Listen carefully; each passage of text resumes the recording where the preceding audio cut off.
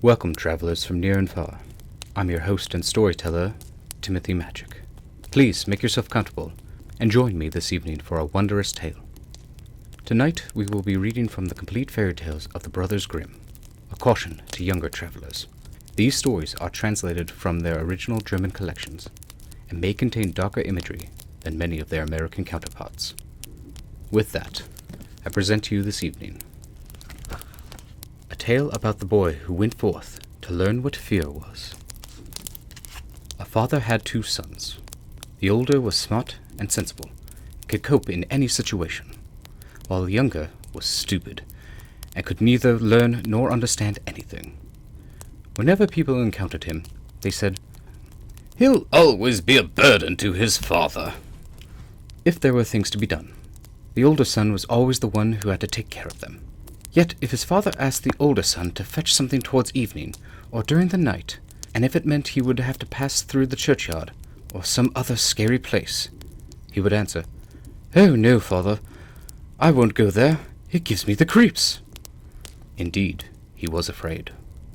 Sometimes stories that would send shivers up your spine were told by the fireplace at night, and the listeners would say, "Oh, that gives me the creeps." Often the younger son would be sitting in the corner and listening, but he never understood what they meant. "They're always saying, 'It gives me the creeps. It gives me the creeps.' But it doesn't give me the creeps. It's probably some kind of trick I don't understand." One day his father happened to say to him, "Listen, you over there in the corner. You're getting too big and strong. It's time you learned how to earn your living. Look how hard your brother works. Well, you're just a hopeless case." "Oh, no, father," he responded. "I'd gladly learn something. If possible, I'd like to learn how to get the creeps. That's something I know nothing about." When the oldest son heard that, he laughed and thought to himself, "Dear Lord, my brother's really a dumbbell. He'll never amount to anything. You've got to start young to get anywhere." The father sighed and answered, "You're sure to learn all about getting the creeps in due time, but it won't help you earn a living." Shortly thereafter, the sexton came to their house for a visit, and the father complained about the younger son, that he was incapable of doing anything, much less learning and knowing anything. "Just think, when I asked him what he wanted to do to earn a living, he actually said he wanted to learn how to get the creeps." "If that's what he wants," the sexton replied, "he can learn it at my place. Just hand him over to me, and I'll smooth over his rough edges." The father was pleased to do this because he thought the boy needed some shaping up. So the sexton took him to his house, where the boy was assigned the task of ringing the church bell. After a few days had passed, the sexton woke him at midnight and told him to get up, climb the church steeple, and ring the bell. "Now you'll learn what the creeps are," the sexton thought, and secretly went up ahead of him. When the boy reached the top and turned around to grab hold of the bell rope, he saw a white figure standing on the stairs across from the sound hole. "Who's there?" he cried out, but the figure did not answer, nor did it move an inch. "Answer me," the boy shouted, "or get out of here. You've no business being here at night." However, the sexton did not move, for he wanted to make the boy think he was a ghost. The boy shouted a second time, "What do you want? If you're an honest man, say something, or I'll throw you down the stairs." "You really can't mean that," the sexton thought, and he kept still, standing there as if he was made of stone. The boy shouted at him a third time, and when that did not help, he lunged at the ghost and pushed him down the stairs. The ghost fell 10 steps and lay in a corner. The boy rang the bell, went home, got into bed without saying a word, and fell asleep. The sexton's wife waited for her husband for a long time, but he failed to return. Finally, she became anxious, woke the boy, and asked him, "Do you know where my husband is? He climbed the steeple ahead of you." "No," replied the boy, "but someone was standing across from the sound hole. When he refused to answer me or go away, I thought he was some sort of scoundrel and pushed him down the stairs. Why don't you go and see if that wasn't him? I'd feel sorry if it was." The wife ran off and found her husband, who was laying in a corner and moaning because of a broken leg. She carried him down the stairs, then rushed off to the boy's father, screaming as she went. "Your boy has caused a terrible accident," she cried. "He threw my husband down the stairs and made him break a leg. Get that good-for-nothing out of our house!" The father was mortified, and ran straight to the sexton's house, where he began scolding the boy. "What kind of godless trick have you been playing? The devil must have put you up to it." "Father," he replied, "just listen to me. I'm completely innocent." He was standing there in the dark like someone who had evil designs. I didn't know who he was, and warned him 3 times to say something or go away. "Ugh," said the father. "You'll never be anything but trouble for me. Get out of my sight. I don't want to see you any more." "All right, father. Gladly. Just give me until daylight. I'll go away and learn how to get the creeps. Then I'll know a trick or two and be able to make a living." "Learn what you want," the father said. "It's all the same to me. Here's 50 thalers. Take them and go into the wide world. But don't tell anyone where you come from, or who your father is, because I'm ashamed of you." "Yes, father, as you wish. If that's all you desire, I can easily bear that in mind." At daybreak, the boy put the 50 thalers in his pocket, went on the large highway, and kept saying to himself, "If only I could get the creeps! If only I could get the creeps!" As the boy was talking to himself, a man came along and overheard him. When they had gone some distance together, they caught sight of the gallows, and the man said to him, "You see the tree over there? That's where 7 men were wedded to the rope-maker's daughter. Now they're learning how to fly. Sit down beneath the tree and wait till night comes. Then you'll certainly learn how to get the creeps." "If that's what it takes," the boy responded, "I can do that with ease. And if I learn how to get the creeps as quickly as that, I shall give you my 50 thalers. Just come back here tomorrow morning." The boy went to the gallows, sat beneath them, and waited until evening came. Since he was cold, he made a fire. Nevertheless, at midnight, the wind became colder, and he could not get warm in spite of the fire. When the wind knocked the hanged men against each other, they swung back and forth. He thought, if you're freezing down here by the fire, they must really be cold and shivering up there. Since he felt sorry for them, he took a ladder, climbed up, untied one hanged man after the other, and hauled all 7 of them down to the ground. Then he stirred the fire, blew on it, and set them all around so they might warm themselves. However, they sat there without moving, and their clothes caught on fire. "Be careful," he said, "otherwise I'll hang you all back up there." The dead men did not hear. Indeed, they just remained silent and let the rags continue to burn. Then the boy became angry and said, "If you don't take care, I can't help you, and I surely won't let you burn me." So he hung them up again, all in a row, sat down by his fire, and fell asleep. Next morning the man came and wanted his 50 thalers. "Well," he said, "now you know what the creeps are?" "No," answered the boy. "How should I know? Those men up there didn't open their mouths. They're so stupid they let the few old rags they're wearing get burned." The man realized he would never get the 50 thalers that day, so he went off.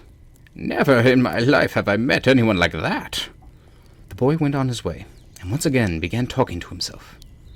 "Oh, if only I could get the creeps! If only I could get the creeps!" A carter, who was walking behind him, overheard him and asked, "Who are you?" "I don't know," answered the boy. "Where do you come from?" The carter continued questioning him. "I don't know." "Who is your father?" "I'm not allowed to tell." "What's that you're always mumbling to yourself?" "Oh," the boy responded, "I want to get the creeps, but nobody can teach me how." "Stop your foolish talk," said the carter. "Come along with me, and I'll see if I can find a place for you to stay." The boy went with the carter, and in the evening they reached an inn, where they intended to spend the night. As they entered the main room, the boy spoke loudly once more. "If only I could get the creeps! If only I could get the creeps!" The innkeeper heard this and laughed. "Is that what you desire?" he remarked. "There'll be ample opportunity for you to get it here." "Oh, be quiet," the innkeeper's wife said. "There's already been enough foolish fellows who've lost their lives.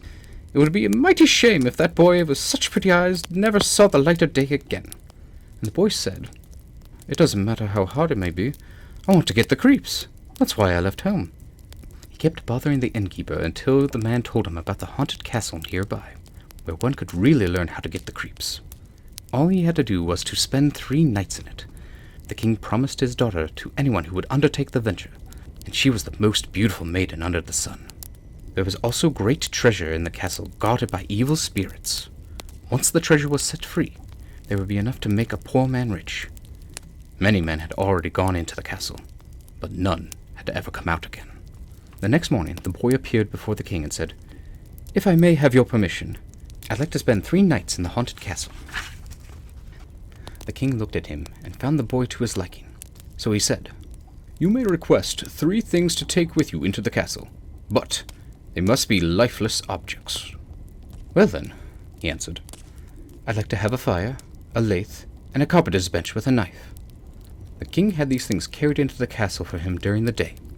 Just before nightfall, the boy himself went up to the castle, made a bright fire in one of the rooms, set up the carpenter's bench with the knife next to it, and sat down on the lathe. "Oh, if only I could get the creeps," he said, "but I don't think I'll learn it here either."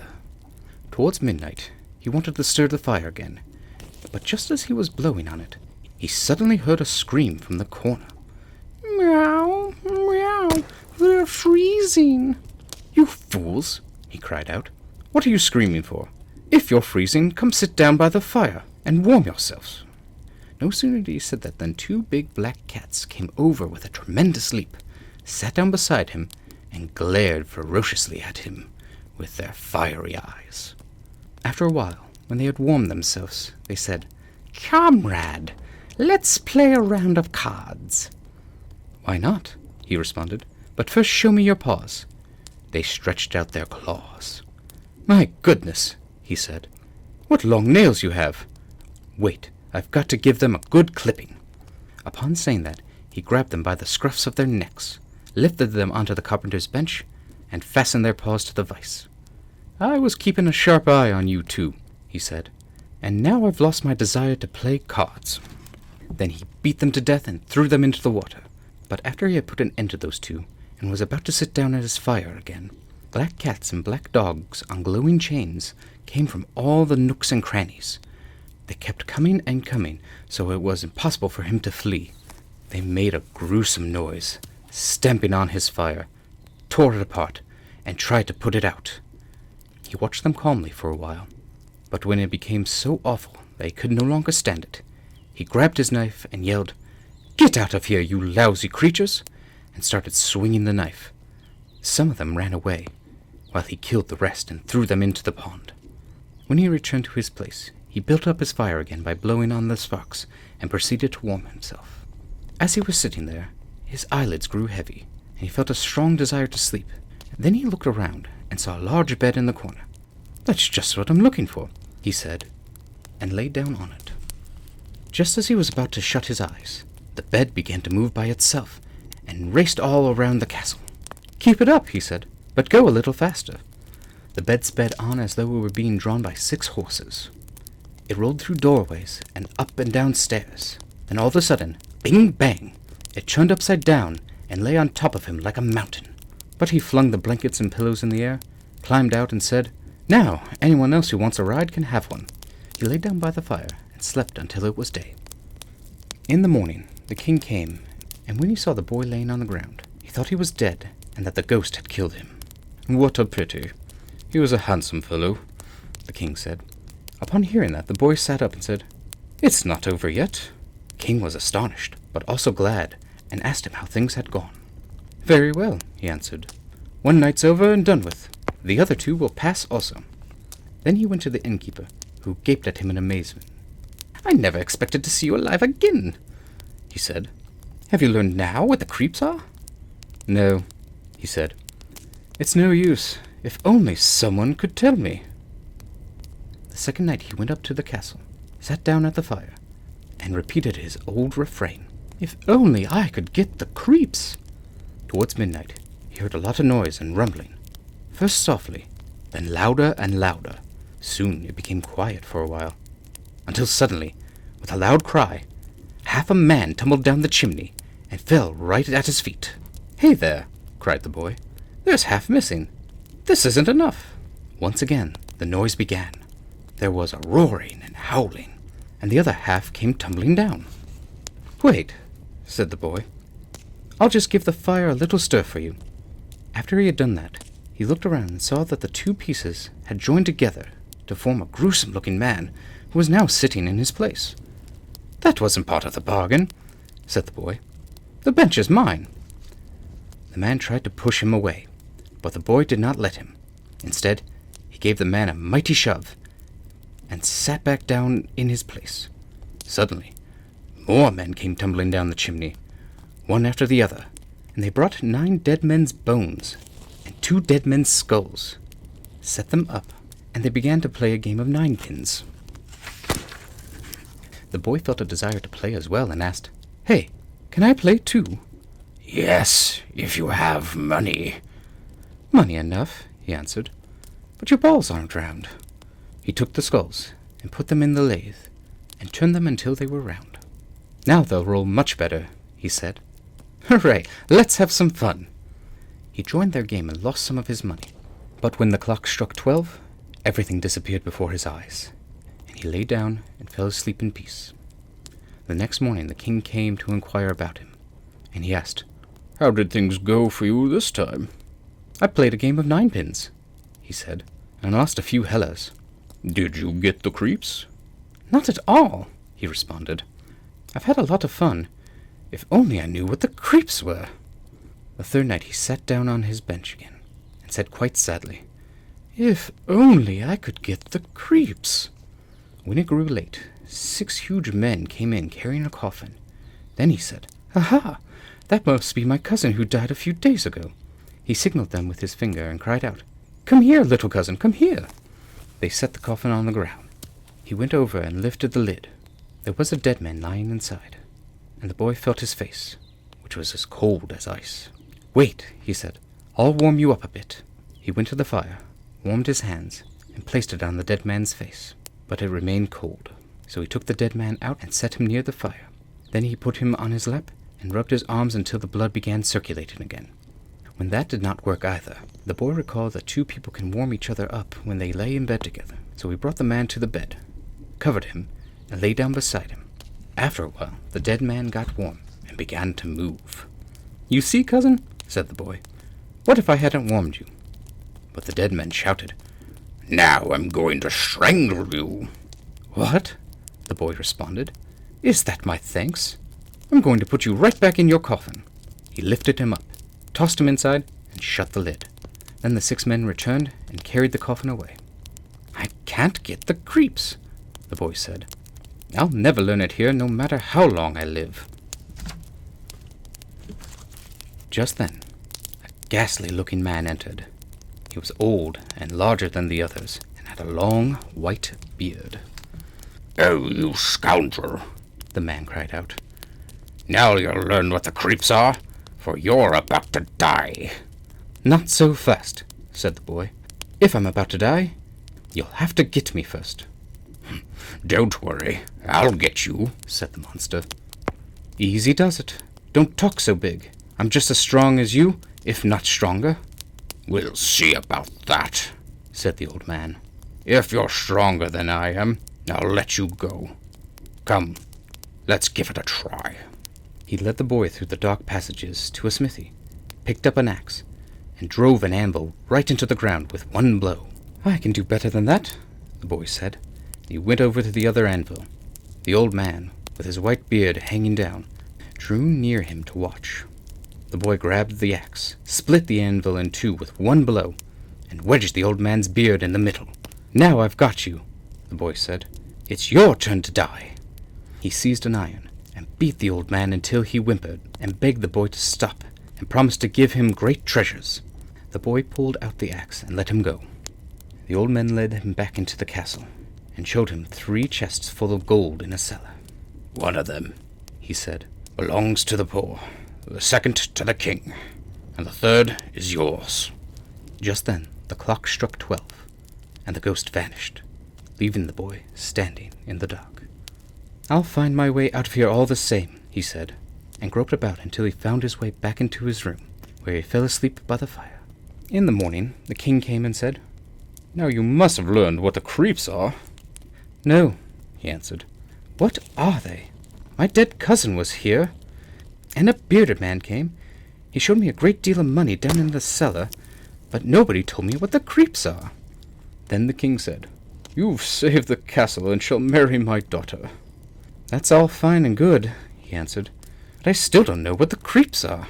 Now the gold was brought up from the cellar, and the wedding was celebrated.